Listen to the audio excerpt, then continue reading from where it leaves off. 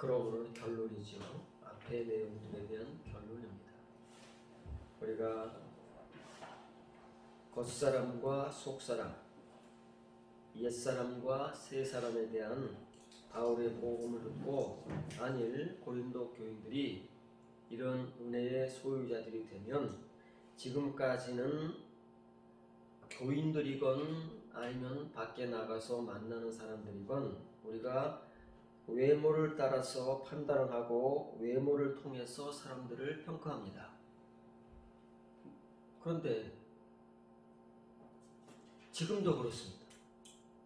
교인들이건 교인들이 아니건 교회를 오래 다니건 교회를 짧게 다니건 상관없이 우리의 모든 판단과 평가 기준은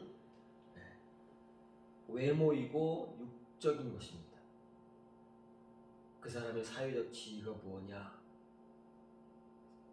생활 정도가 어떠하냐, 어디 학교를 나왔느냐, 이런 것들이 교회 안에서도 자리를 굳게 잡아서 그런 사람들이 교회에서 힘을 행사합니다.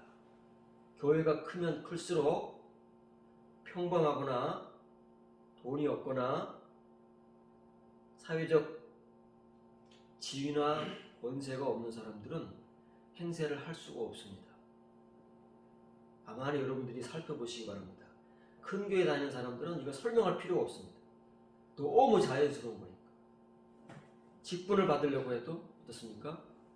작은 교회들이야 그냥 교회 충성하고 믿음 좋다고 생각하면은 뭐 직분도 좀 부르지만 큰 교회에서는 그렇지 않습니다. 왜냐하면 대형 교회에 장로 직분을 받으려면 5천만 원을 내야 되는데 가난한 서민이 5천만 원을 어떻게 내요? 안수 집사만 받으려고 해도 1,500만 원을 내야 되는데 당장 서민들이 1,500만 원 먹고 죽을래도 없는 사람들은 어떻게 직분을 받겠습니까? 그래서 어떤 사람은 직분을 받으려고 교회에서 권고를 합니다. 이번에 집사님 장로 직분을 받아야 되겠습니다. 부담이 돼요. 고민을 합니다. 5천만 원을 준비해야 되는데. 그래서 어떤 사람은 할 수 없이 직분을 포기하고 못 받겠습니다. 목사님 죄송하지만 못 받겠습니다. 그래서 장로 직분을 아직까지도 안 받는 게 아니라 못 받는 사람입니다. 돈이 뭐라고? 아니 무슨 예수님께서 하나님께서 우리 돈 보고 부르셨습니까? 사회적 지위를 보고 부르셨습니까? 왜 이렇게 육신을 따라 평가하고 왜 육적인 것들로 교회를 치장하려고 하느냐? 그것은 우리가 은혜가 없기 때문에 그렇습니다. 타락한 우리의 육체적인 본성만을 가지고 그냥 하나님 예수님 이름만 부르면서 모든 하는 일들은 다 육신을 따르고 육체를 따르고 육을 따르고 그러고 있습니다. 그 중에서 어떤 사람들만 이 바울이 우리라고 하는 겉사람이 점점 후패되면 될수록 속으로부터의 사람이 창조되고 그러면서 나의 옛사람은 소멸되고 새 사람이 자리를 잡는 그 사람들만이 이제부터는입니다. 이제부터는 뭐예요? 이 은혜를 알고 이 은혜를 받은 그 시점부터는 지금까지 내가 해오던 모든 판단과 평가를 그렇게 안 한다. 우리 목사들도 어때요? 모이면 교회 교인이 몇 명입니까? 그걸 부러워하고 말이지. 그 교회에서 받는 대우를 부러워하고 말이지. 그렇다니까요? 저는 안 그랬겠습니까? 그래서 하루빨리 교회를 부흥시켜서 나도 저런 대우를 받고 저런 목사가 됐으면 좋겠다. 그건 모든 목사들의 꿈이라니까요. 왜 그럴까요? 우리가 여기 있다. 아직 그런 이 치매의 그 정말 수준 낮은 믿음과 은혜에서 벗어나지 못했기 때문에 그런 사고방식으로 꽉 차 있는 것입니다. 근데 어떤 시점이 있어야 돼요. 여러분들도 어떤 시점이 있어야 되는 거예요. 이제부터 근데 이제부터가 여러분들에게 언제 오느냐, 우리에게 언제 오느냐 말이에요. 교인들에게 언제 찾아와서 도대체 바울이 말하는 우리가 되어서 이렇게 모든 사람, 모든 일들을 육체를 따라서, 육신을 따라서, 육을 따라서, 물질을 따라서 판단하거나 평가하지 않고 이 은혜와 영으로 판단하고 평가할 것이다. 이런 사람들이 새로운 피조물인 거예요. 그래서 이제 파란 글자. 파란 글자를 여기 누구든지라고 했잖아요.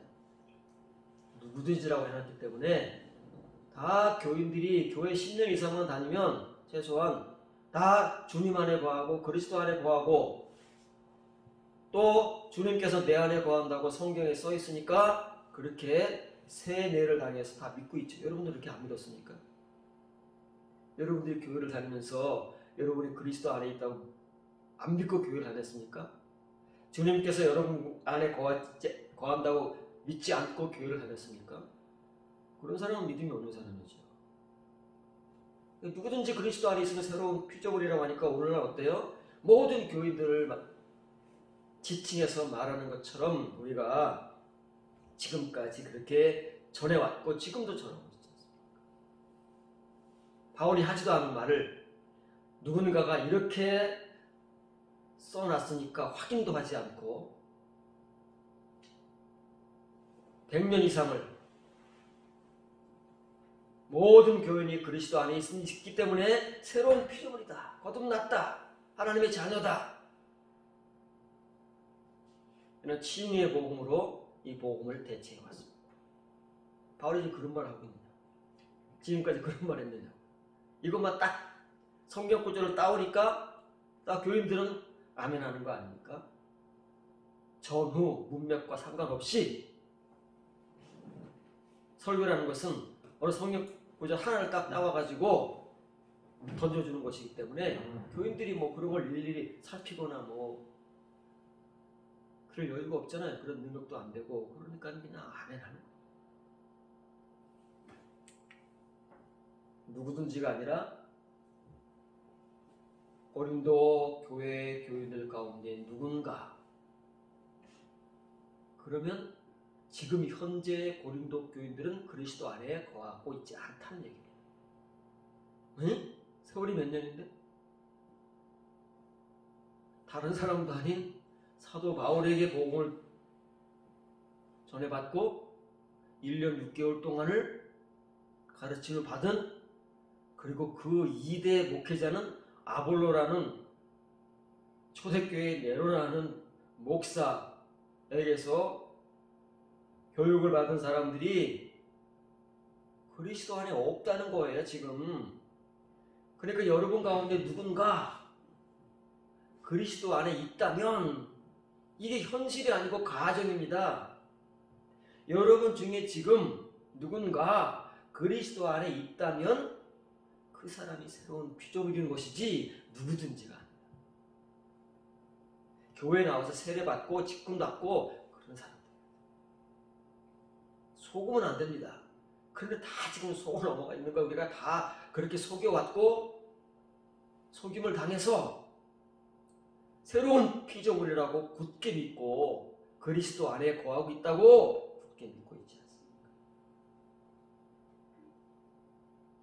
이렇게 새로운 피조물은 그 증거가 뭐예요? 이전 것들이 뭐예요? 지금을 기점으로 해서 그리스도 안에 거하는 그 현실을 기점으로 해서 내가 그 이전에 교회 밖에서 살아왔던 교인으로 생활해왔던 그 모든 것들은 다 소멸되는 겁니다. 소멸되는 것들은 다 스스로가 죽임을 당하는 거예요. 살아있을 수가 없어요. 근데 어떻습니까? 우리는 꿈틀꿈틀 살아있지. 순간순간 불뚝불뚝 튀어나오고 그렇습니다. 이런 잔재와의 싸움에 이제 날마다 죽노라 하는 것은 이런 잔재와의 싸움을 통해서 조금씩 그런 것들을 상쇄시켜가는 거예요. 소멸시켜가는 거예요. 하루아침에 되는 건 아닙니다. 바울이 말하니까 이렇게 되는 거지요. 보라, 그 모든 것들이 이제부터는 모든 것들이 새롭게 되어 왔도다. 언제부터요? 이제부터가 시작된 사람. 그 이제부터라는 시점을 시작으로 해서 모든 것들이 새롭게 되기 시작하게 된다고 봐요. 근데 우리에게 이런 삶이 있습니까? 우리에게 현실이 있어져야 되는 겁니다. 아니면은 이 복음과 우리는 아무 상관이 없는 거예요. 바울이 고린도 교회에 이 복음을 전했지만 고린도 교회 전부가 이 복음을 받은 게 아니잖아요. 거기서 소수의 사람들만이 이 복음을 듣고 복음 앞으로 나오는 겁니다. 복음이 던져진다고 해가지고 다 들을 수 있는 것도 아니고 다 듣는 게 아닙니다. 어떤 사람들에게만 해당되는 거예요. 그 어떤 사람들은 준비된 사람들. 칭의의 은혜라도 은혜대로 잘 준비된 사람들만 된다는 거지. 그래서 이렇게 써 있습니다. 티스입니다. 티스는 영어로 번역하면 애니맨이에요. 어떤 사람입니다. 어떤 사람들도 아니에요. 어떤 사람이 그리스도 안에 있다면, 있다라는 동사가 없잖아요. 여기 에스타이가 들어가야 되는데 그냥 그걸 빼고, 그래서 영어 성경에도 이게 없어요. 비동사가 있어야 돼. 에스타이라는 3인칭 헬라어 비동사가 있어야 되는데 없으니까 이거 디귿가로 해가지고 이 비동사가 있어야 된다. 3인칭은 is. 있는 대로 번역을 하는 거야. 근데 이게 말이 있잖아. 있다라는 말이 있어야 되는데 비동사가 없으니까 여기다 이렇게 써놨어요. 얼마나 정직합니까? 이렇게 되면은 글자 하나도 내 맘대로 번역하지 않고 있는 그대로 정직하고 순수하게 번역하는 거.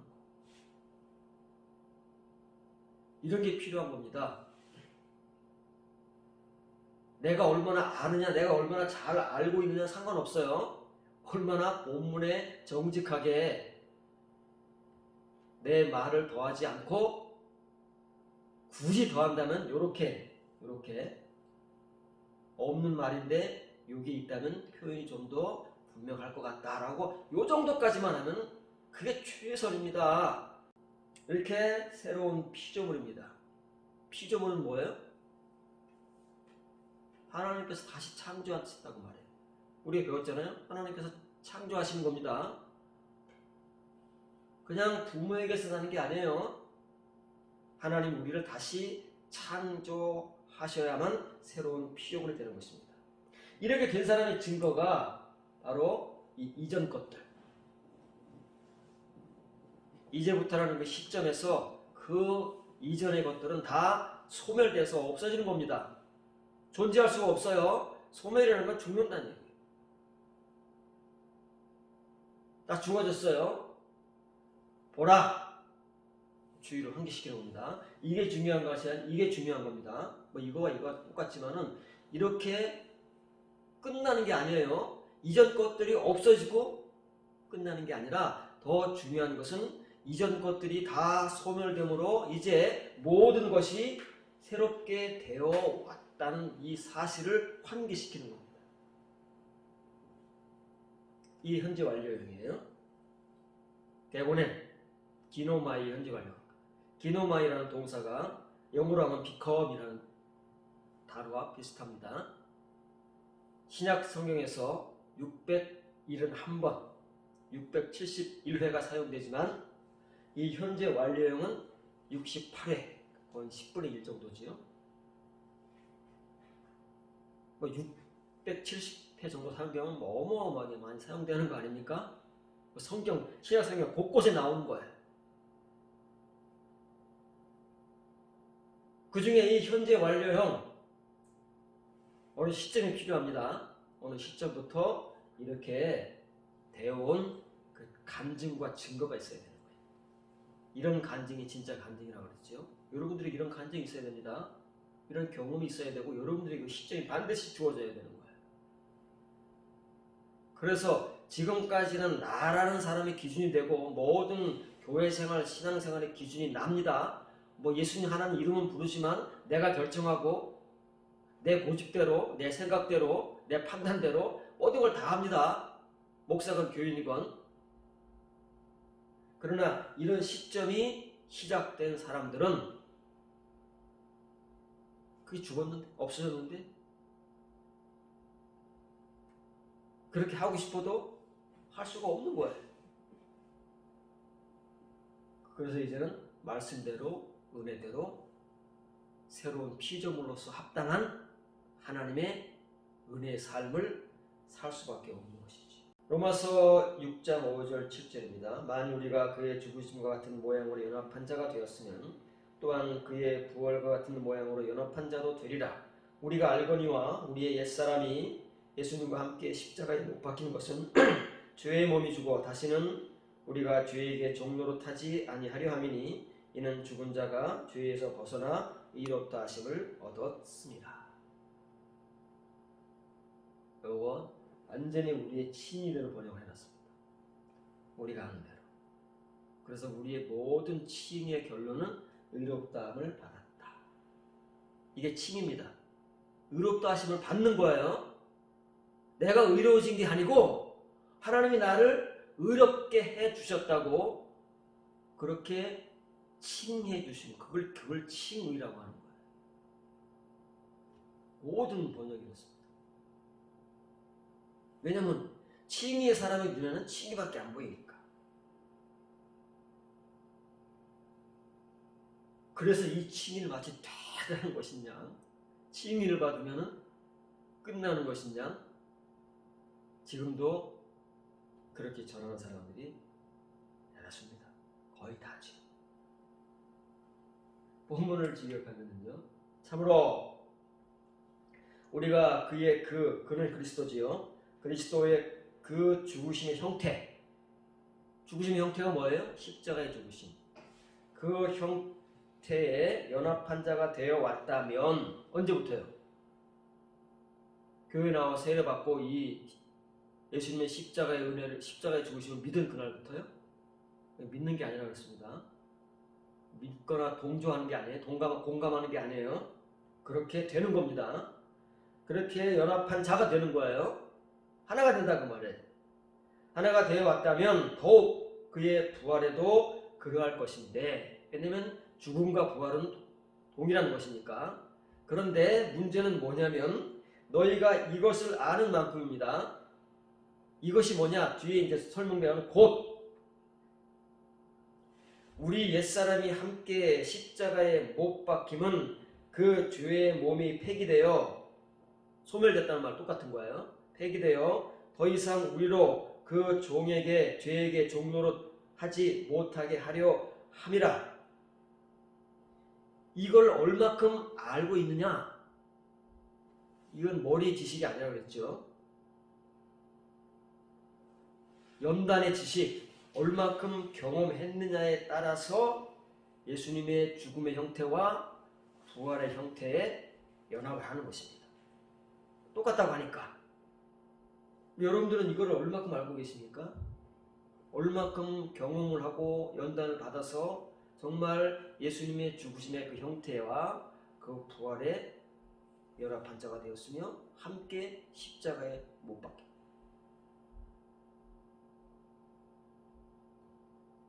바울이 지금 그 얘기를 하는 것입니다.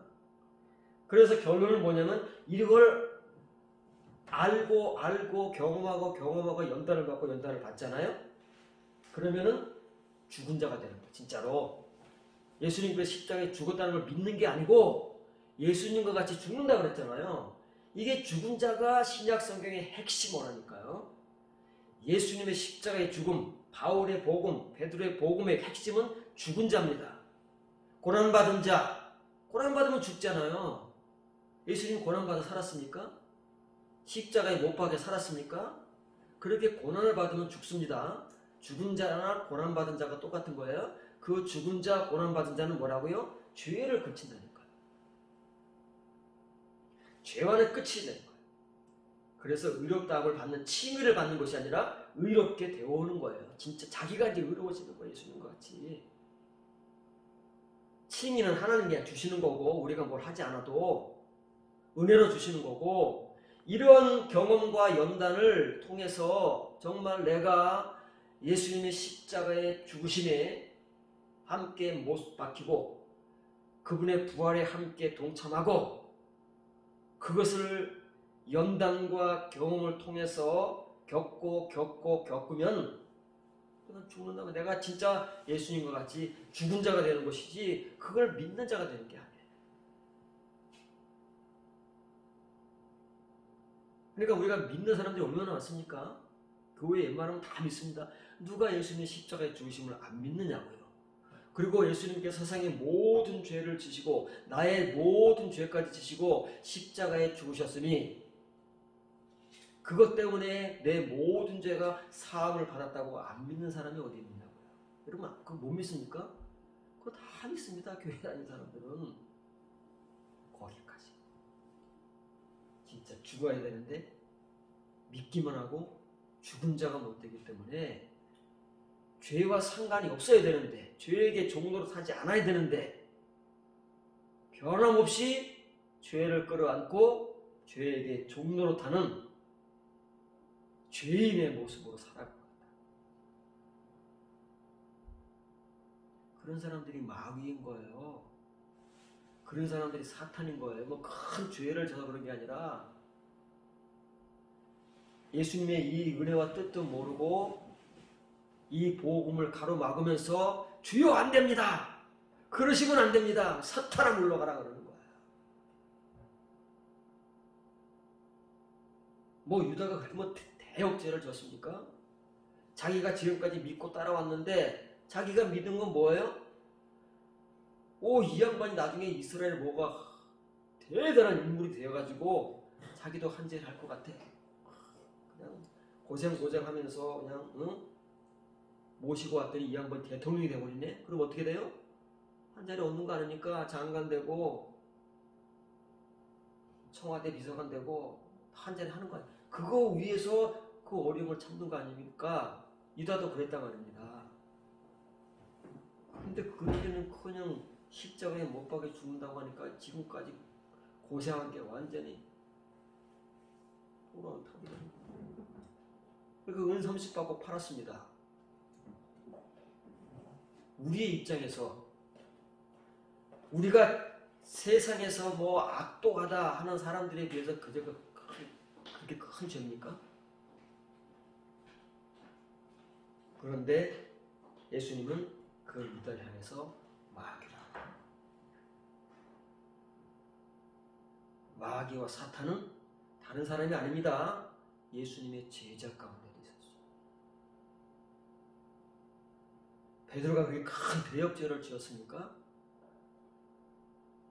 우리도 모르는 하나님의 말씀을 방해하고 하나님의 말씀을 내가 가로막고 그 뜻이 이루어지지 못하도록 방해자가 되고 거침돌이 되면 그게 사탄 마귀가 되는 거예요. 그게 죄입니다. 우리가 말하는 이 사회적 죄악은 좀 달라요. 육으로 사는 게 모든 게 죄라고 그랬잖아요. 그 죄다 그 말이에요. 이것을 너희가 아는 만큼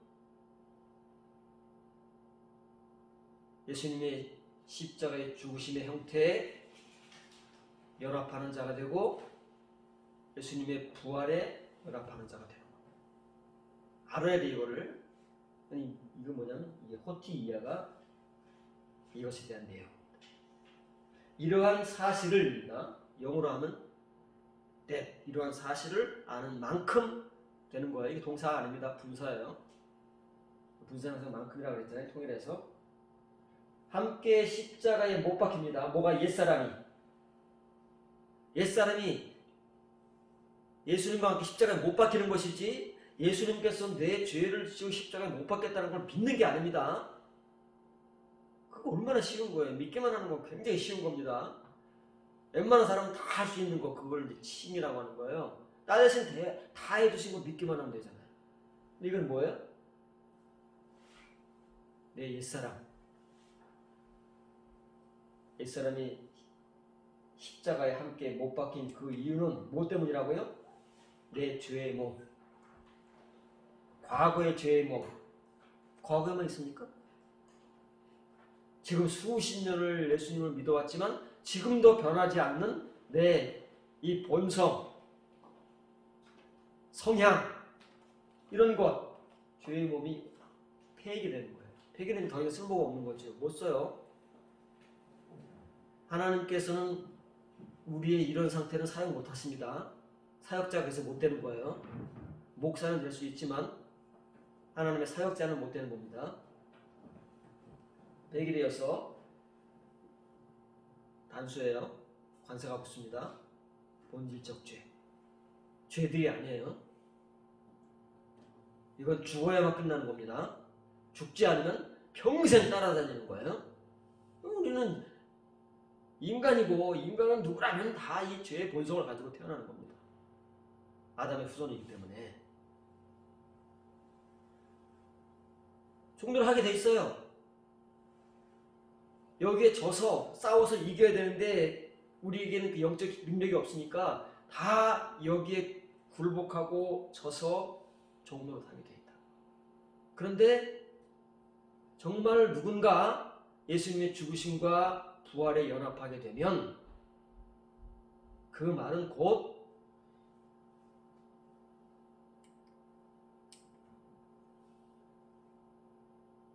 그 사람의 옛사람이 예수님과 함께 십자가에 못 박히게 된다는 사실입니다.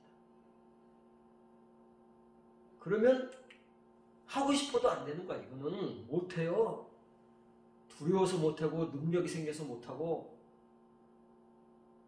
아는 만큼, 전부가 아닙니다. 완벽하게 한다는 게 아니에요. 아는 만큼 하는 거예요. 자기 분량만큼, 은혜만큼, 경험한 만큼, 연단 받은 만큼 안 하고 못하는 거. 여러분은 어떻습니까? 여러분은 얼마나 됩니까? 그만큼인 거예요, 여러분이.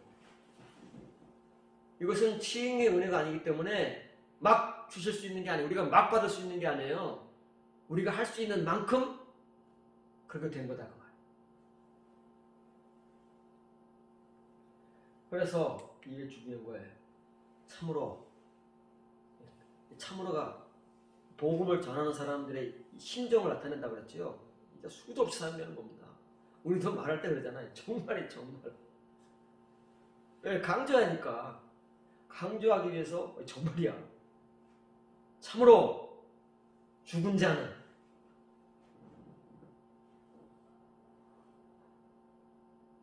더 이상 죽은 자는 그 본질적 죄로부터 의롭게 되어왔다. 의로운 삶을 살기 시작했다 그 말이에요. 사람마다 다 기점이 다르기 때문에 현재 완료로 쓰는 겁니다. 과거가 아니에요. 이것은 지금의 시점을 말하지만 언제부터 이제부터가 시점이 각각 다른 거예요. 바울이 다르고 디모데가 다르고 신라가 다르고 고린도 교회에서 누군가가 나오면 그 사람이 다르고 여러분이 다르고 다 그 시점이 각각 다르기 때문에 현재 완료형을 쓰는 거예요. 여러분의 그 시점을 하루빨리 시작을 해야 되는 거예요.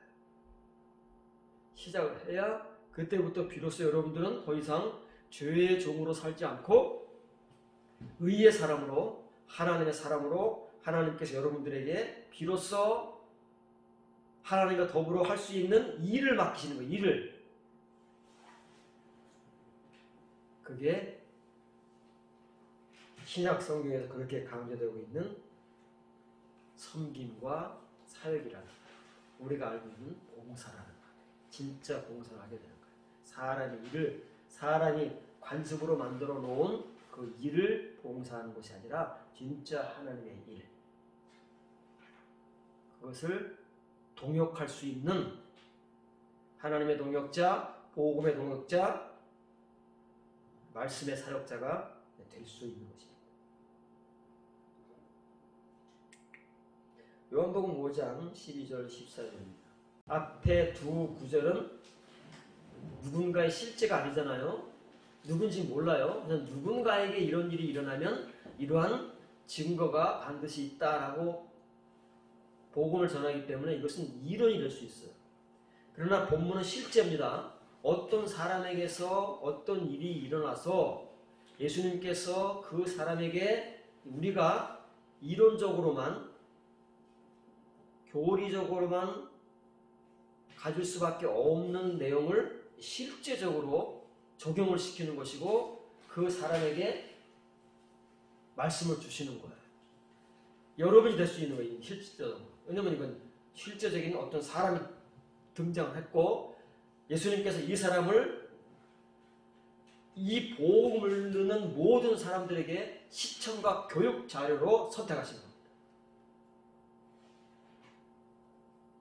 이걸 잘 여러분들이 이해하고 여러분들이 이러한 실제적 적용자가 되면은 더 이상 바랄 거 없는 거예요. 그들이 묻되 너더러 자리를 들고 걸어갈 한 사람이 누구냐 하되 고침을 받은 사람은 그가 누구인지 알지 못하니 이는 거기 사람이 많음으로 예수께서 이미 피하셨습니다.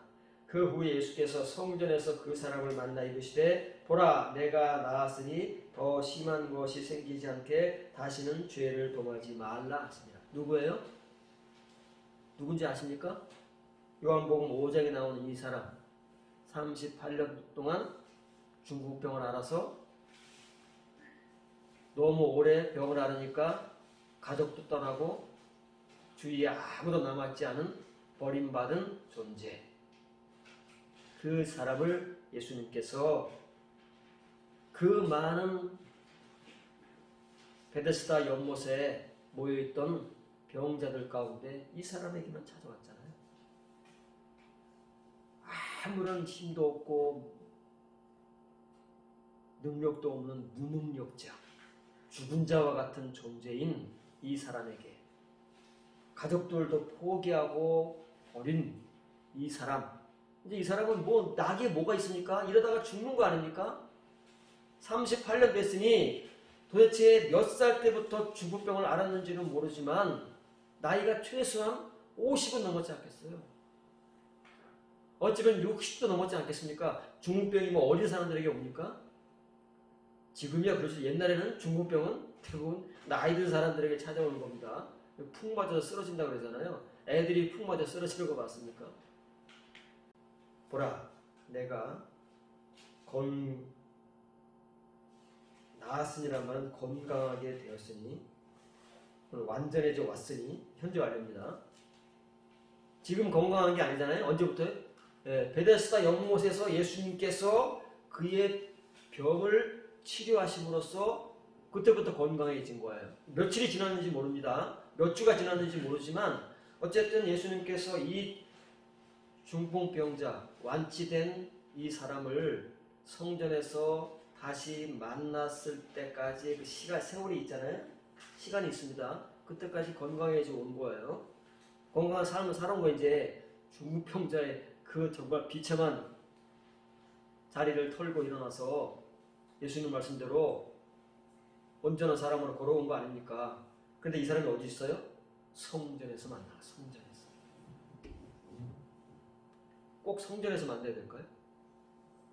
성전에서 만나려면 이렇게 유대인들이 막 이 중풍병자에게 시비를 걸고 있을 때 딱 예수님이 찾아와서 왜? 뭐가 문제인데요? 내가 고쳐줬수다. 뭐 이러셔야 되잖아요. 굳이 성전에서 이 중풍병자를 만나실 거라면. 그런데 유대인들이 이렇게 난리를 칠 때는 살짝 피하고 계셨다가 왜 혼자 있을 때 또 살짝 예수님 죄졌습니까? 이거 뭐 공론화되면 안 됩니까? 어차피 기적을 일으키셨는데 우리 같으면 한 사람이라도 더 알게 공론화를 시키고 그래서 전도를 해서 교회를 채우려고 하는데 예수님께서는 오히려 시끄럽고 번잡한 걸 다 피하고 혼자 있어 살짝 찾아오셔가지고 이 사람에게 말씀을 하셨잖아요. 모든 유대인은 성전을 갑니다. 언제 가요? 안식일을 가고 유대인의 새 절기에는 누구를 막론하고 20세 이상은 성전을 가게 되어 있습니다. 해외에 있더라도 이때는 와야 되는 거예요. 지금으로는 비행기를 타고라도 와야 되는 겁니다. 네. 유람선을 타고라도 와야 돼요. 근데 38년 동안 성전을 못 갔으니 이 사람은 성전이 중요한 게 아니잖아요. 지금 자기가 죽게 생겼는데 여기 좀 죽을 병에 걸려가지고 오늘 내일 했는데 여러분 교회 못 가는 게 그렇게 안타깝게 느껴집니까? 내가 지금 당장 아파 죽겠는데? 그러나 몸이 완쾌 되면 어떻게 돼요? 그래도 치인의 믿음이라 있으면 제일 먼저 교회를 나오는 겁니다. 38년 동안 교회를 안 나왔으면 얼마나 교회가 그립고 예배를 드리고 싶겠느냐고요. 정성적인 교인이라면. 그래서 이 사람도 성전을 찾아온 거예요. 유대인이니까. 다시 말하면 몸이 온전하다고 생각하는 유대인들이 얼마나 많습니까? 지금 이 중풍병자에게 시비를 거는 유대인들은 뭐예요? 건강한 거예요. 건강하잖아요. 이 유대인도 건강해졌어요. 무슨 문제 있습니까? 그런데 다른 유대인들은 상관이 없어요. 그래서 다른 유대인들에게 이 복음을 전해봐야 괜히 또 시비만 되고 논쟁만 되고 다툼이 되니까 그 유대인들에게는 전할 필요가 없어요. 요 사람에게만 해당되는 복음인 거예요. 요 사람에게만. 여러분들이 몸이 건강해서 중풍병자에 대한 그런 스토리는 상관이 없어요. 근데 문제는 여러분들이 몸이 건강하고 얼마든지 마음만 먹으면 교회를 나오고 교회 예배를 드리고 그런 사람이라면 해당된다고. 뭐라 그랬어요? 더 이상은 죄를 짓지 마라. 그 이유는 더 심한 것이 일어나지 않게 하려. 더 심한 건 뭐예요? 왜? 38년 된 중풍병자가 꼼짝도 못하고 거기 누워있으면 더 심한 건 뭐예요? 죽는 것밖에 더 있습니까? 죽는다는 말이에요. 지금은 비록 건강해졌지만 육신이 그 중풍병에서 온전해졌지만 죄를 지으면 죽는다. 공갈입니까? 협박입니까? 어떻게 이 38년 중풍병을 앓다가 고침받은 사람이 죄를 안 지을 수 있겠냐고요. 중풍병으로는 다시는 돌아가지 않을 수는 있지만 어떻게 죄를 안 지고 사느냐고요. 그럼 뭔 말이에요? 이 사람이 중풍병에 걸린 이유는 죄를 졌기 때문이다 그 말이에요. 그러지 않았으면 죄 얘기를 왜 하겠느냐고요. 신약성에 딱 2번 나온다고 그랬습니다. 두 사람에게만 더 이상 죄를 짓지 말라. 예수님께서 병 고친 사람은 이 사람뿐입니까? 수도 없이 병자를 고쳤습니다. 사도 요한에 의하면 그 모든 기록을 성경으로 기록하면 이 세상 책이 부족하다고 그랬습니다. 그만큼 예수님께서는 유다 전역을 다니시면서 온갖 병자들을 고쳤지만 그 사람들에게는 이런 말씀을 하신 적이 없다고요. 이 중풍병자에게만 이 복음을 전하는 거예요. 죄를 짓지 말라. 더 이상 더는 죄 지면 안 된다. 그리고 또 한 사람 누구라고요? 초막절 때에 현장에서 간음하다 잡혀온 이름 모를 여인에게 더 이상 죄를 짓지 말라. 왜? 죄 때문에 그런 거야. 이 두 사람은 죄를 다루는 복음을 전하기 위한 정말 중요한 시청과 케이스인 거예요. 그런데 우리는 거기에 절대 주의를 기울이지 않습니다. 더 이상 죄를 짓지 말라. 사람이 어떻게 죄를 하지? 예수님께서는 병을 고쳐주시는 것보다 그 사람이 죄를 안 짓고 살게 하는 게 10배, 100배, 1000배 어렵습니다. 병 고쳐주는 것은 예수님 마음대로 할 수 있습니다.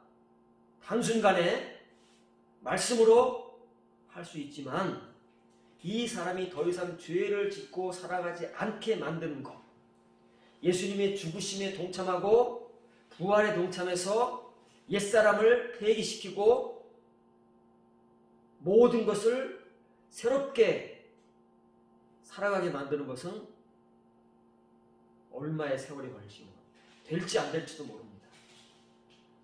그러나 복음은 전해야 되는 것입니다. 누구에게만요? 그 사람에게. 그 사람만 알아들을 수 있는 겁니다. 다른 사람들은 못 알아듣습니다. 그래서 우리가 이 말을 못 알아듣습니다. 이런 경험과 예수님과의 어떤 그런 접촉점이 없기 때문에 더 이상 죄를 짓지 말라 이 말을 우리 마음대로 해석을 하고 사람의 말로 막 던지는 겁니다. 이런 사람이 못되고 죽은 자가 되지 못하기 때문에 성경에서 말씀해야 됩니다. 우리가 이 사람은 육체가 온전해졌잖아요. 우리의 이 육이 소멸되면, 우리의 옛사람이 소멸되면 비로소 성전이라는 곳에 우리가 서게 됩니다. 진짜 교회라는 곳에 서게 되는 거예요. 지금까지는 건물이라는 것을 교회로 알아왔지만 이제부터는 성전이 무엇이고 교회가 무엇인지를 압니다. 이 성전, 눈에 보이는 성전, 눈에 보이는 교회는 무너져 없어집니다. 이렇게 유대인들이 끼고 돌고 그냥 오매불망 바라보고 제자들도 그걸 보고 막 감탄을 하면서 뭐 아름답다 화려하다 하는 게 무너집니다. 바벨론에 의해서 무너졌고 AD 70년에 로마의 장군 타이투스에게 무너졌습니다. 무너집니다. 우리 교회 건물이 몇백 년 갈까요? 몇백 년도 못 갑니다. 요즘 건물, 현대 건물은 100년도 안 되면 무너뜨리고 신축을 해야 됩니다. 우리 아파트 얼마 갑니까? 50년 가면 신축해야 됩니다. 안 하면 무너집니다. 그런데 우리는 성전과 교회를 모르니까 눈에 보이는 성전, 눈에 보이는 건물을 교회로 알고 그걸 끌어안고 살아갑니다.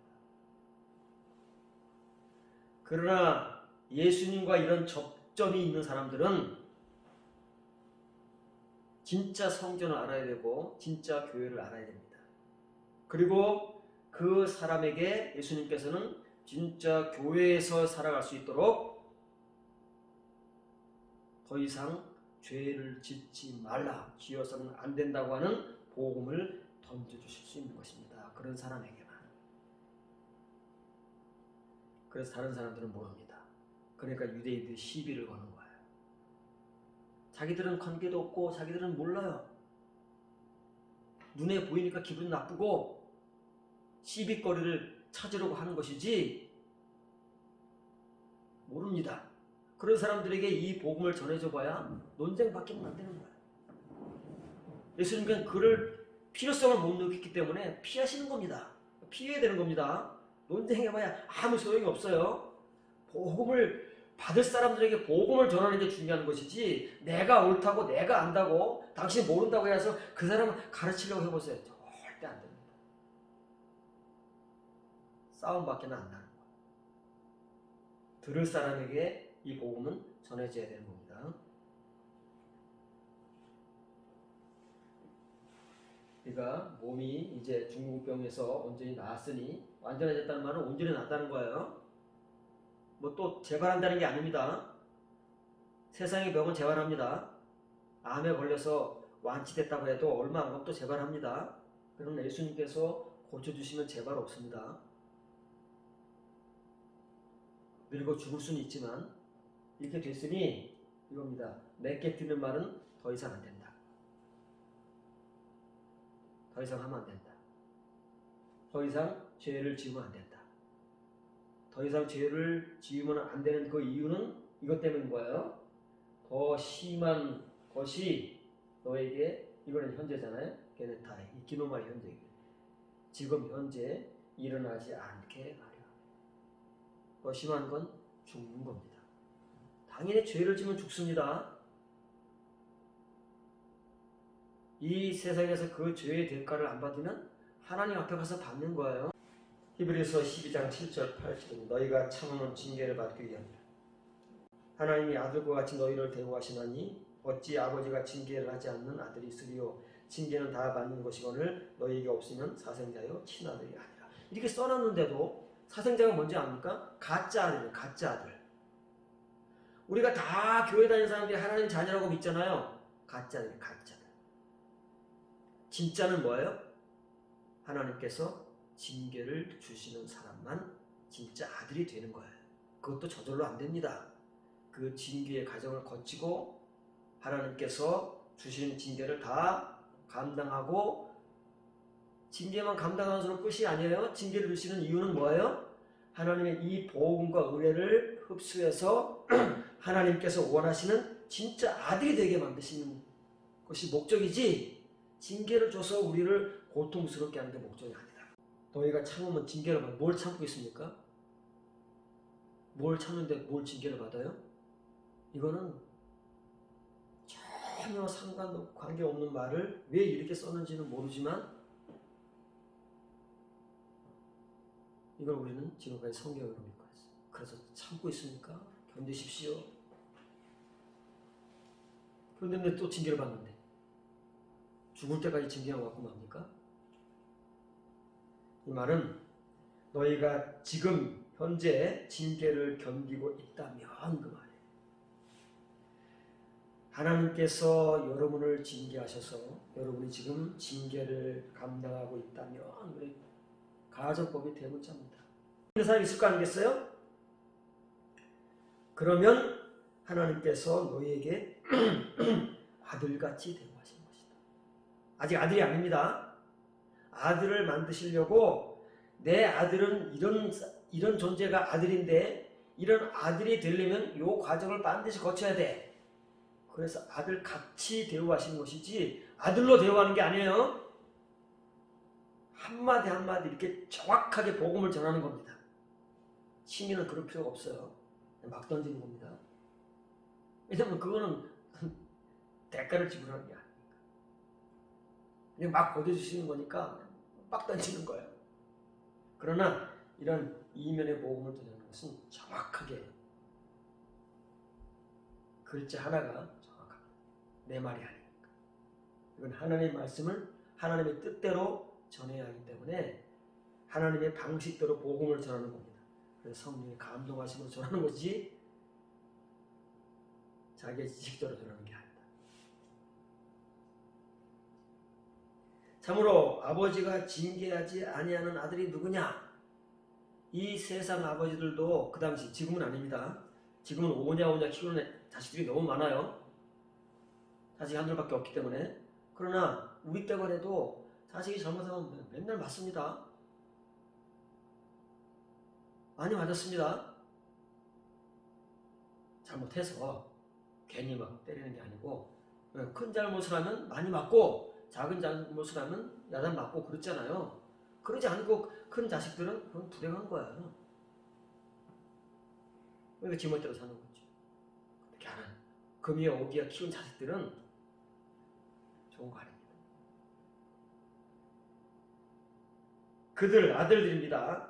아들들은 다 그것 징계입니다. 하나님의 징계에 동참자가 되어 왔다. 하나님의 아들이 된 사람을 치고 요거 안 고친 사람 없다고 말이에요. 그럼 지금 하나님의 아들들이 있다는 거예요. 그 아들들은 누구냐면 현재 완료예요. 어느 시점부터 각자가 시점이 다르고 그 분량은 다르지만 하나님의 아들, 지금 아들이 된 사람들은 다 징계에 동참해왔다. 이거 없이 아들 된 사람은 없다. 왜냐면 하나님이 아들을 만드시려면 아들같이 대우해 주시는데 먼저 그 아들같이 대우해 주시는 건 다른 거 아니다. 뭐 은혜를 주시고 축복을 해주시고 그런 거 아니다. 그러면 사람의 기만이고 속임수다. 사기다. 하나님의 아들같이 대우해 주시는 건 딱 하나밖에 없다. 그것은 사랑하시기 때문에 징계하는 거 그거다. 그게 복음. 히브리서의 복음. 여러분이 지금 하나님의 아들, 딸같이 대우를 받고 있으면 정말 좋은 겁니다. 네. 현실적으로는 어렵습니다. 고통스럽고 그 고난이에요. 그 고난인데 그것이 앞을 보러오면 좋은 거예요. 왜냐하면 여러분들이 하나님의 아들, 딸 되는 필연적 과정을 거치고 있기 때문에 그렇습니다. 너희가 징계를 받고 있지 않다면 징계 없어도 잘 돼. 뭐 기도도 잘 되고 뭐 교회 부흥되고 말이죠. 뭐 사업 잘 풀리고 좋은 대학 가고 좋은 데 취직되고 결혼도 잘하고 뭐 잘 돼요. 잘 되면 그게 좋은 것 같지만 단언컨대 이 단어는 의심의 여지 없이라는 뜻이 있습니다. 그걸 이제 제가 의역해서 단언컨대라고 하는 거예요. 단언컨대라는 건 의심의 여지 없다는 말이잖아요. 단언컨대 너희는 사생아다. 가짜 아들이다. 서출이라는 말이에요. 딴 데서 난 자식이에요.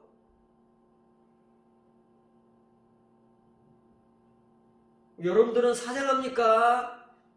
진짜 아들입니까? 자녀입니까? 우리가 주장한다고 해서 되는 게 아니에요. 우리가 그렇다고 해서 사람의 복음으로 막 세뇌를 시켜서 그것을 굳게 믿고 아멘 한다고 해서 되는 게 아닙니다. 이런 과정이 없으면 사람들 앞에서는 다 하나님의 자녀같이 보이지만 그렇게 믿어지지만 하나님 앞에 가면 다 가짜들인 거야. 이렇게 되어 있습니다. 너희가 지금 현재입니다. 너희가 징계를 파이데이아는 뭐라고요? 파이데이아? 어른들을 징계하지 않습니다. 파이디온 10대 소년들 10대 청소년을 말할 때 파이디온이라고 하는 거예요. 교회 학교로 보면 유년부에서 초등부까지를 파이디온이라고 합니다. 그런 아이들을 징계하는 것을 파이데이아라고 하는 거예요. 명사형이고 동사는 파이듀오라고 하는 거예요. 징계하는 거예요. 책망하고 매를 때리는 겁니다. 심하면 책짓기까지 하는 거예요. 어린애들에게. 어른은 이미 다 고차가 되기 때문에 안 됩니다. 고집부통이 됩니다. 나이가 들면 고집만 세지잖아요. 안 됩니다. 나이 들면. 그런데 나이가 어린 애들은 야단치고 때리면 됩니다. 그런 것처럼 우리가 나이는 많이 들었지만 영적 나이가 어리면 됩니다. 하나님께서 징계하시면 받는 사람들이 있습니다. 그래서 그 징계를 지금 감당하고 있는 사람들이 있는데 이게 다가 아니에요. 히브리 수준자들 다도 아니고 누가 누군지 몰라요. 지금 바울로 추정되는 사람이 이 히브리서를 쓰고 있지만 서신을 보내고 있지만 뭐 본 적도 없으니까 누가 누구지 모르는데 이건 이제 일반적인 복음인 거죠. 여러분 가운데 혹시 지금 하나님의 징계를 견디고 있다면 하나님께서 여러분들에게 아들 같이입니다. 아들로 대우해주는 거 아니에요. 아직 아들이 아니기 때문에 아들같이 대우해 주십니다. 아직은 아들이 아니지만 아들로 만드시기 위해서 그래도 아들같이 대우해 주시는데 그 아들같이 대우해 주시면 뭐예요? 용돈도 많이 주고 좋은 꽃도 사주고 좋은 옷도 사주고 좋은 학교도 보내주고 이런 게 아들같이 대우해주는 거 아닙니까? 돈 많은 재벌 준재벌 그 사람이 아들같이 대우해주는 거 그것이 뭐 다른 거 있습니까? 그런데 하나님은 아들같이 대우해주는 방식이 우리와 같은 것이 아니고 이 징계 파이데이아로 여러분들에게 이 증거예요. 여러분의 증거다. 그래서 헤스 그것입니다. 이게 여성 명사예요. 파이데이 알파로 끝나는 건 명사입니다. 알파나 에타로 끝나는 거. 호스로 끝나는 건 남성형이잖아요. 이 여성 명사이기 때문에 이 여성 관사로 받는 거예요. 속격 has. 그것이 뭐예요? 징계의 동참자. 이거 뭐예요? 메타 에호야. 공유자라고 그러죠? 공유자는 징계를 받는 거니까 동참자 되는 거예요. 명사이니까 동참자 허스로 끝나는 겁니다. 징계의 동참자가 되어왔다. 누구예요? 그들이에요. 그들은 누구예요? 하나님의 아들. 하나님의 아들같이 대우해줘서 결국은 아들 된 사람들은 그들은 징계의 동참자가 되어왔다. 누구를 말하는 전부 다. 예외가 없어요. 아들 되는 길은 다른 길이 없습니다. 이렇게 하지 않고 아들 됐다는 하나님의 자녀라고 말하는 사람은 뭐예요? 사생아. 가짜입니다. 아들은 아들인데 가짜 아들. 상속을 받지 못하는, 천국문에 들어갈 수 없는 그런 자녀들이다. 이런 사람들만이 자기에게 복음을 전할 때 그 복음이 자기 개인적인 경험과 은혜를 통해서 올 때는 받는다는 말이에요. 그 사람에게 필요한 복음을 주시니까 이게 전체 복음이 아닌 거예요. 이런 사람들에게만 해당되는 거지요. 그러니까 이런 사람들만 고린도 교회에서 몇 명이 나오는 것이고 히브리 교인들, 유대인들, 믿는 유대인들 전체입니다. 그 중에서 얼마가 나오는 것이고 다수는 절대 못 나옵니다. 소수가 나오는 거예요. 소수가.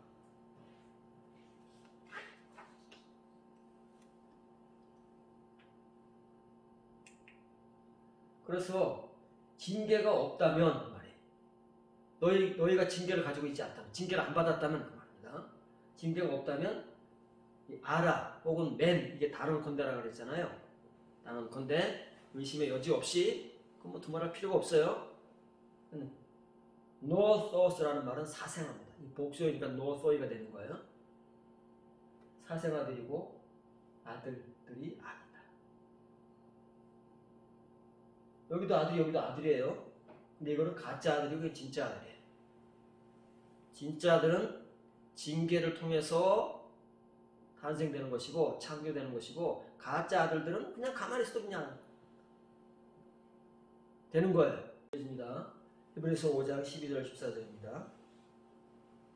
때가 오래되었으므로 너희가 마땅히 선생이 되었을 터인데 너희가 다시 하나님의 말씀의 기초 원리들에 대하여 누구의 가르침을 받아야 할 처지니 단단한 음식은 못 먹고 젖이나 먹어야 할 자가 되었도다. 이는 젖을 먹는 자마다 어린아이니 의의 말씀을 경험하지 못한 자요, 단단한 음식은 장성한 자의 것이니 그들은 지각을 사용함으로 연단을 받아 선악을 분별하는 자들이니라. 뒤죽박죽 해서 내 맘대로 막 해놓은 거예요. 히브리서를 보내는 이 사역자는 논리장연하게 말을 우리가 하듯이 내가 하고 싶은 말을 순서적으로 잘 해놨는데, 이 번역하는 사람은 지 맘대로 막 뒤죽박죽 해놓은 거예요. 뭔 말을 해놓는지는. 보기에는 그럴듯해요. 모르고 읽으면 다 그럴듯합니다. 그러나 알고 읽으면 이게 뭐지? 왜 이렇게 해놨지? 이게 된다고 말해요. 그래서 파란 글자, 길어가지고 좀 나눴는데 이 파란 글자를 지어합니다. 이걸 또 칸에 넣을 수 없어가지고 이걸 여러분 프린트를 잘 봐야 됩니다. 프린트에는 한꺼번에 돼 있으니까 직역을 잘 봐야 돼요. 단단한 음식이 아닌 저제 요구를 가지면서 이 기노마이라는 게 되다, 일어나다 그런 뜻도 있지만 모이다라는 뜻도 있습니다. 이거는 문맥에 맞게 모이다입니다. 왜냐면 지금 히브리서 수신자들은 유대교인들이 아니에요. 예수님을 믿는 사람들인 거예요. 세계 각지에 흩어져 있지만 믿는 사람들에게 지금 공통적으로 복음을 보내는 겁니다. 서신을. 그래서 이 사람들이 매주 모이잖아요. 우리 같이. 이 사람들 안식일 안 모입니다. 안식일 때 첫날에 모이는 거예요. 왜냐면 믿는 사람들은 다 안식일 때 첫날 주일에 모이니까. 이럴 때 모여왔어요. 모여왔는데 지금까지 이 서신을 받을 때까지 교회에 모여온 내용이 뭐냐면은 단단한 음식은 못 먹어요. 그냥 젖만 달라고 쨍쨍쨍쨍 되는 거예요. 축복의 말씀, 은혜의 말씀 그런 것만 해주세요. 쨍쨍쨍 되는 거예요. 좀 죄에 대해서, 징계에 대해서 그러면 아우 진절머리를 치면서 얼굴에 막 인상을 쓰면서 그런 거는 싫으니까 저절 달라고 찡찡대면서 모여왔다는 거예요. 지금까지. 딱 이 사람들이 믿은 시기가 다르잖아요. 교회 나온 시기도 다르고. 어쨌든 믿고 교회를 나오기 시작한 이후부터 이 서신을 받을 때까지 대부분의 이 믿는 유대인들이, 교회는 다르지만 장소도 다르지만 이렇게 모여왔다는 겁니다. 그래서 참으로 저제 공유자, 아까 동참자하고 똑같은 말이에요. 메타 에호라는 거예요. 메타 에콘, 이건 분사기 때문에 메타 에콘이고, 명사은 메타 호이가 되는 거예요. 저제 공유자마다, 파스는 모든 사람이죠. 저주를 공유하는 누구를 막론하고 의의 말씀에는 무지한 거예요. 의의 말씀이 뭐예요? 이면의 말씀. 영의 말씀에는 깜깜한 겁니다. 모르는, 들어본 적이 없어요. 누가 전해야 듣지요? 들어본 적이 없는 것입니다. 저제 말씀에 대해서는 정말 풍성합니다. 매주 젖만 먹었으니까, 젖만 먹은 세월이 수십 년인데, 그 말씀에 대해서는 도가 텄잖아요. 본문만 읽어도 오늘 설교가 뭘 할지 다 그려지는 거예요. 앉아가지고. 내용이 뻔하니까. 그런데 이 이면의 말씀, 위의 말씀에 대해서는 알 수 있는 게 하나도 없어요. 들어본 적도 없고, 자기 눈으로 아나기노스코를 해본 적이 없어요. 성경을 읽긴 읽었는데 그냥 눈으로만 읽고 머리로만 저장을 했지, 이면의 것을 읽어본 적이 없는 사람. 왜? 어린아이이기 때문에. 이건 말이 어린아이지, 젖은 누가 먹어요? 갓난아이들이 먹는 겁니다. 갓난아이들이 먹는 거예요, 젖은. 그러니까 오늘날 교회에서 대중을 상대로 설교를 하기 때문에 아주 쉽게 알아듣기 좋게 좋은 말로 하잖아요. 소리 지르는 것도 싫어합니다. 요즘 교인들은. 우리 목사는 너무 인격적이라서 설교도 저만. 현대인들은 소리 지르는 것도 싫어해. 아니 꼭 설교를 왜 소리 지르면서 해야 됩니까? 독사일 하시다 보면 이제 난리 납니다. 어쩌고 납주제 하는 거예요. 왜? 갓난아이들이니까. 갓난아이들이에요. 젖밖에는 몰라요. 쨍쨍댑니다. 젖 달라고. 젖만 주세요. 그냥 단단한 잠을 줘서 놀래가지고 막 소화도 못 시키고 막 괴고 막 그러잖아요. 깐난한테 줘보세요. 이유식도 못하는 깐난한테 이유식이라도 줘보세요. 괴고다 소화를 못 시키니까. 소화력이 없어서. 소화력이 있어서 넘기는 거 아닙니까? 이유식이라도. 단단한 음식은 뭐 생각지도 못하잖아요. 단단한 음식은 지난주에 나왔습니다. 고기에 이르는 양식을 주신다잖아요. 그걸 고기에 이르도록 하나님께서 심을 것을 주시는 겁니다. 그 사람만이 단단한 음식을 먹을 수 있는 거예요. 단단한 음식은 누가 먹느냐면 온전한 자들. 이 온전한 자들을 더 풀이해 설명하면 훈련을 통하여 선악을 분별하도록 연단받아온 의식기관들을 소유하고 있는 자들의 것이다. 이 온전한 자들의 말이 길어요.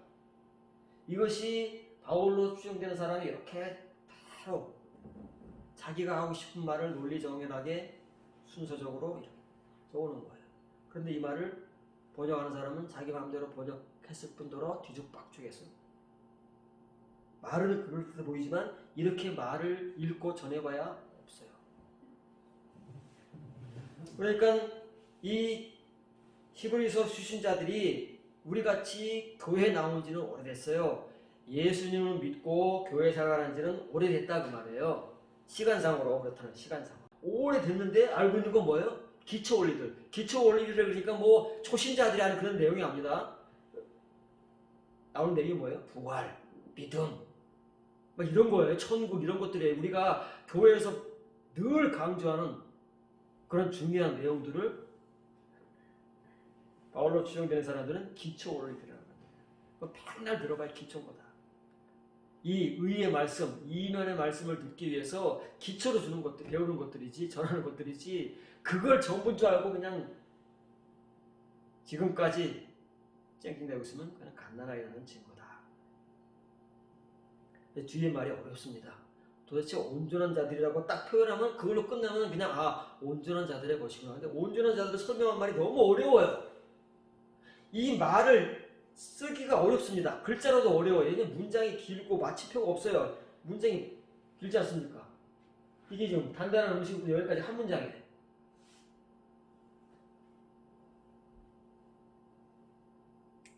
그래서 잘 여러분들이 봐야 되는 거예요. 이게 젖입니다.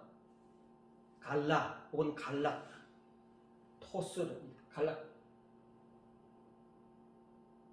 토스라는 말이 젖인데, 메타혼이라는 말은 메타는 함께, 에혼은 가지다. 함께 가진 게 공유하는 겁니다. 요즘에는 이제 결혼하면서 신랑 신부가 공동 명의를 한대요. 집도 반반씩. 요즘 반반 시대니까 웬만한 사람들을 제외하고 다 반반씩 한답니다. 그러면 어떻게 돼요? 공동 명의를 해야 되죠. 어떤 한 사람 것이 일방적 소유가 아니에요. 공동 명의, 공유. 딱 그 말이에요. 이걸 저제 공유자마다 의의 말씀입니다. 로고스만 있으면은 칭의 말씀이에요. 수식어가 붙으면은 이면어가 레마가 되는 거예요.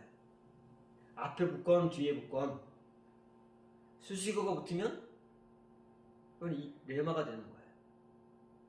의의 말씀이 이 칭의 의가 아니잖아요. 칭의 의는 이 사람들이 오랜 세월 동안 들어왔는데 우리같이 이면의 말씀이 무지한 겁니다. 무지하다는 건 뭐예요? 게으르다는 거예요.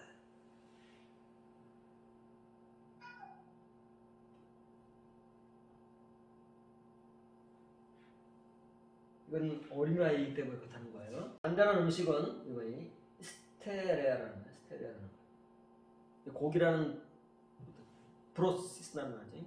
브로시스. 고기라는 말이 똑같은 말입니다. 그 단단한 음식은 온전한 자들의 것이다 그 말이에요. 온전한 자들의 것인데 이 온전한 자들이 이게 똑같이 연결되는 겁니다. 이건 이제 관계 대명사 역할을 하는 거예요. 소유하고 있는 바 온전한 자들의 것인 거예요. 이 온전한 자들을 설명하기 위해서 이렇게 연결하는 겁니다. 뭔가를 소유하고 있는 자들의 것입니다.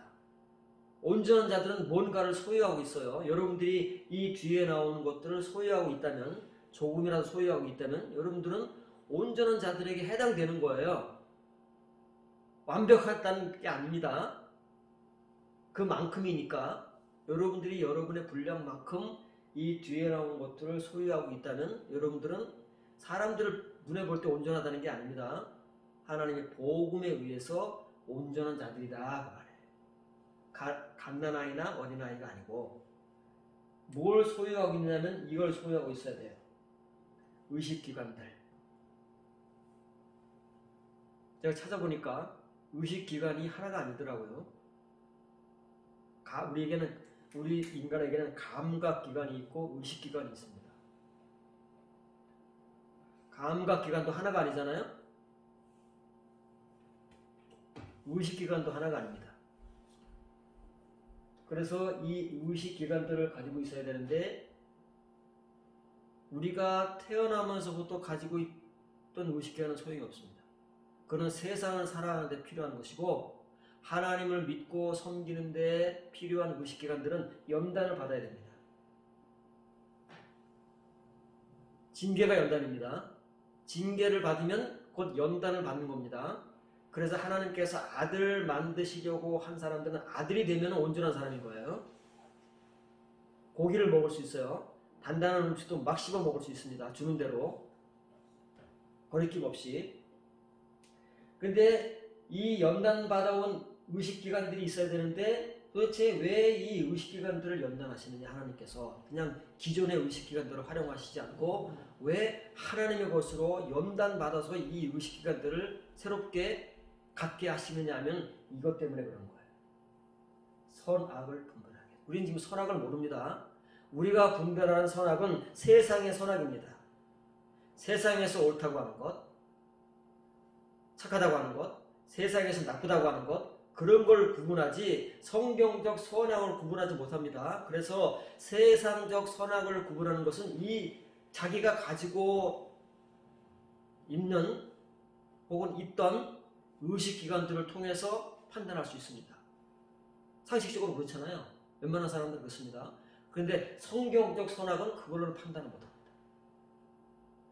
그래서 하나님께서 우리에게 말씀하시는 선악을 분별하고 판단하기 위해서는 지금 내가 가지고 있던 이 의식기관들, 지각이 아니고 하나님께서 연단을 통해서 주시는 새로운 지각, 새로운 의식들을 가지는 사람들이 온전한 사람들이고, 그런 사람들이 단단한 음식을 먹을 수 있고, 그 단단한 음식은 그런 사람들의 것이다. 다른 말로 하면 히브리서 5장 앞절에서 말한 아들들의 것이다. 진짜 아들, 가짜 아들들은 영 못 같습니다. 마태복음 25장 6절 9절입니다. 밤중에 소리가 나되 보라 신랑이로다 맞으러 나오라 하며 이에 그 처녀들이 다 일어나 등을 준비할세 미련한 자들이 슬기 있는 자들이 이르되 우리 등불이 꺼져가니 너희 기름을 좀 나눠달라. 오늘 슬기 있는 자들이 이르되 우리가 너희와 쓰기에 다 부족하고 하노니 차라리 파는 자들에게 가서 너희 쓸 것을 사라 하느니라. 본문에서 가장 중요한 말이 뭘까요? 지금 제가 딱 단적으로 여러분 못 찾아냅니다.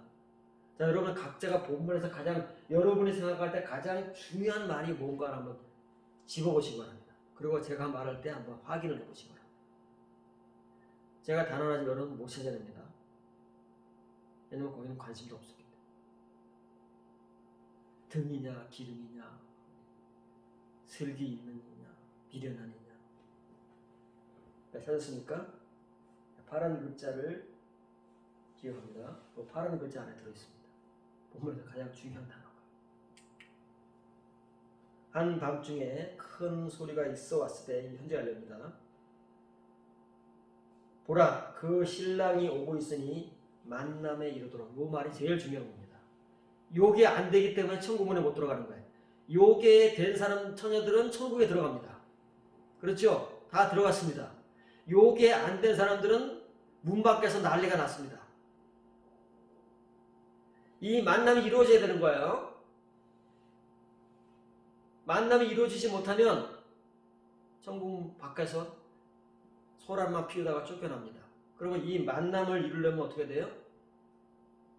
기름이 있어야 돼요. 기름이. 등 싸움이 아닙니다. 이제 이 처녀들의 싸움은 만남에 이르기 위해서, 만남에 이르는 게 중요한데 만남에 이르는 알맹이는 기름이다 말이에요. 기름 싸움에서 이긴 자는 예수님을 만나서 천국 안으로, 문 안으로 들어갔고, 이 기름 싸움에서 패배한 자들, 실패한 자들은 예수님을 못 만났어요. 만남에 이르지를 못했어요. 소리만 들었습니다. 소리는 다 합니다. 예수님이 언제 오신다는 교인들 치고 모르는 사람이 어디 있습니까? 그 소리는 언제부턴가 다 교회를 다니면서 들어왔어요. 이거 비유입니다. 이 현실이 아니에요. 그런데 그 사람들은 등만 가지고 있다가 기름이 없어가지고 그때서야 기름을 준비한다고 산다고 여기저기 뛰어다니고 난리치다가 그 시간을 다 허비했습니다. 그때 가서 난리쳐 소용없어요. 지금 준비해야 되는데 지금 여러분들이 지금 등은 뭐예요? 등은 우리의 껍데기입니다. 침이에요. 껍데기예요. 그 속에 영, 기름, 말씀, 의의 말씀, 단단한 음식을 먹을 수 있는 그런 온전한 자들의 은혜를 충분히 준비해 있어요. 그럼 이 지혜로운 처녀들은 똑같습니다. 언제 올지 모르는 거예요. 언제 올지 모르는데 한 10년, 20년 올지 모르는데 세상에 어떤 사람이 늘 자기 등에다 기름을 가득가득 채워놓겠느냐고요. 기름도 가만히 놔둬도 답니다. 휘발성이 있기 때문에 날아가서. 그건 부지런한 것과는 상관이 없습니다. 그건 비유기 때문에. 이 사람들은 늘 기름을 준비하는 거예요. 채운다고 말이에요. 날마다. 그런데 이 미련한 교인들은 그냥 딱 한 번 한 거로 끝이에요. 취미로 끝이다 그 말이에요. 기름이 더 있는지 덜 있는지, 휘발성이 날아가는지 관심이 없습니다. 등이 있는데 아무 때나 오신다 그러면 등 들고 뛰어나가면 되는 거지. 기름이나 채워놨으니까 있겠지. 그리고 기름에 관심이 없는 사람들. 칭의의 은혜만을 가지고 기름에 관심이 없었는데 정작 기름이 필요할 때가 온다 그 말이에요. 언제예요? 예수님을 만나려면 그 만남에 이르려면 기름이 충분해야 돼. 그 기름 갖고 만난다는 게 아니라 예수님을 만남에 이르는 그 시간까지 그 기름이 역할을 해주기 때문에 그 기름이 필요한 거예요. 그런 사람만 예수님과 신랑과의 만남에 도달할 수 있는 거예요. 그러지 않으면 다 난리가 납니다. 준비를 잘 하셔야 됩니다. 그거는 매일매일 때마다 시마다 준비하는 것이지 여러분이 오늘 갑자기 준비한다고 해서 되는 게 아닙니다. 칭의의 은혜는 죽기 전에도 할 수 있습니다. 믿기만 하면 되는 거니까. 고백만 하면 되는 거니까. 그러나 이면의 은혜는 그렇게 안 되는 겁니다. 우리가 칭의의 은혜에 속아서 그냥 임종 직전에 고백만 하면 믿는다고 아멘만 하면 천국한다고 사기를 쳐왔지만 그 다 이 껍데기들이 하는 소리입니다. 껍데기밖에 모르는 사람들이 우리가 해온 소리지 알매기를 아는 사람들은 절대 그런 말을 못해요. 성경에서 그런 말 한 적이 없습니다. 예수님이 그런 말씀을 하셨습니까? 사도들이 그런 복음을 전했습니까? 그의 동역자들이 그런 말을 했습니까? 우리만 그렇게 하고 있습니다. 밤중이라는 말은 이 닉토스라는 말이 밤중이라는 말입니다. 이 메세스라는 말은 한밤중. 이걸 영어로 하면 midnight입니다. midnight은 자정이라는 뜻입니다. 우리 밤 12시를 자정이라고 하잖아요. 그 언저리를 midnight이라고 하는 거예요. 심야입니다. 심야. 거의 사람들이 다 잠들어 있을 때쯤 오신다. 다른 성경에서 어떻게 표현하고 있어요? 도둑같이 오신다. 준비하지 못하고 있을 때 느닷없이 신랑이 온다. 한밤중에 큰 소리가 있어 왔어요. 네. 한 번 있는 게 아니에요. 계속 있어 온 거예요. 이 소리는 계속 있어 온 거예요. 지금도 있어. 이거 비웁니다. 그때 있었던 게 아니에요. 이 소리는 우리에게 매일 들려야 됩니다. 매일. 그래야 준비하지요. 오늘 예수님 만나는 날이구나. 그래야 준비하지. 매일 안 들려오니까 준비가 안 돼요. 여러분 준비 안 하고 있다가 느닷없이 안 된다니까요. 왜 준비를 못 하냐면 이 소리가 안 들리니까. 소리가 들리면 당연히 준비하지요. 준비하지 못한 사람들은 다 지금 영적 어둠 속에 잠자고 있는 사람들, 졸고 있는 사람들, 죽어 있는 사람들이지요. 뭐라고 소리가 있냐면 이게 대문자잖아요. 신랑이 오고 있다. 봐라! 신랑이 온다! 난리가 납니다. 난리가 나죠. 슬기로운 처녀나 미련한 처녀나 난리가 바르겠습니까? 등 들고 뛰쳐나가야 되잖아요. 우리가 예수님 오시다 어디에 뛰어나가야죠. 비록 잠자고 있었지만 그 소리에 놀랍게 하면 뛰어나가야죠. 쉬고 하려면 그러잖아요. 이렇게 써 있습니다. 이걸 한글로 뭐라 그래요? 신랑을 맞으러 나오라. 신랑을 맞으러 나가려면 기름 없어도 맞으러 나갑니다. 맞으러만 나가면 뭐 실은 만남에 이르도록 나가라. 만남에 이르러야 됩니다. 만남에 이르기 위해서는 기름이 필수적입니다. 이것이 기노마이가 현재 완료형으로 쓰인 68회 가운데 여러분에게 5번 소개시켜드렸습니다. 본문까지 6번 소개시켜준 거예요. 여러분들이 새 피조물이 되어야 됩니다. 새 피조물이 되기 위해서는 여러분의 그 옛사람이 소멸되고 폐기되고 새 사람이 여러분에게 찾아왔습니다. 이제부터는 그렇게 되어온 사람만이 이런 은혜자들이 되는 것이지, 그렇지 않으면 우리는 분별 못하지만 예수님께서 다 분별해내시잖아요. 아주 그냥 칼같이 분별해내십니다.